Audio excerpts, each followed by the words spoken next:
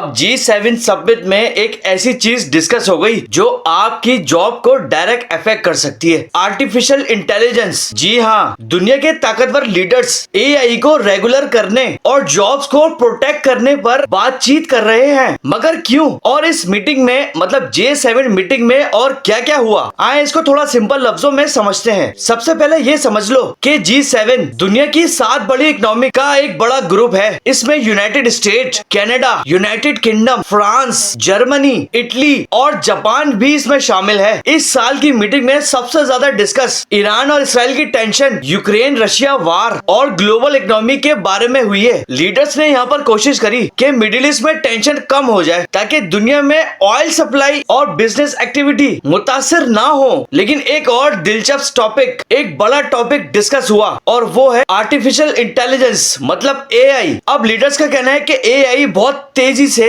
तरक्की कर रही है। अगर इसके लिए रूल्स ना बनाए तो ये फेक वीडियोस, मिस इन्फॉर्मेशन और ये प्राइवेसी के मसाइल बढ़ सकते हैं। इसीलिए AI को रेगुलेट करने पर जोर दिया गया है और साथ ही जॉब्स की प्रोटेक्शन पर भी बातचीत हुई है। अब कंसर्न ये है कि कई कंपनीज AI की वजह से कुछ काम ऑटोमेटिक कर सकती हैं। इसीलिए अब दुनिया की गवर्नमेंट्स चाहती हैं कि लोगों को अब नई स्किल सिखाई जाए और AI के साथ नए रोजगार के मौके पैदा किए जाएं। G7 में सिर्फ मेंबर्स कंट्रीज ही नहीं बल्कि मेहमान मुल्कों को भी इनवाइट किया गया, जिसमें इंडिया, साउथ कोरिया और कीनिया वगैरह भी शामिल थे। इससे ट्रेड, टेक्नोलॉजी और डिप्लोमेटिक रिलेशंस को मजबूत करने की कोशिश की गई है। सवाल ये है कि आम लोगों को इस मीटिंग का क्या फायदा हो सकता है। इस G7 समिट के जरिए अगर टेंशन कम होती है तो ऑयल प्राइसेस स्टेबल हो सकती है। अगर AI के बेहतर रूल्स बन गए तो टेक्नोलॉजी ज्यादा से ज्यादा सेफ हो सकती है और अगर मुल्कों की इकोनॉमीज मिलकर काम करती हैं तो ट्रेड और इन्वेस्टमेंट के नए मौके ज्यादा से ज्यादा पैदा हो सकते हैं। अब आपके ख्याल में क्या AI फ्यूचर में ज्यादा से ज्यादा जॉब्स क्रिएट कर सकेगा या फिर ज्यादा से ज्यादा जॉब्स को खत्म कर देगा? इस वीडियो को लाइक, शेयर, फॉलो, सब्सक्राइब जरूर करेगा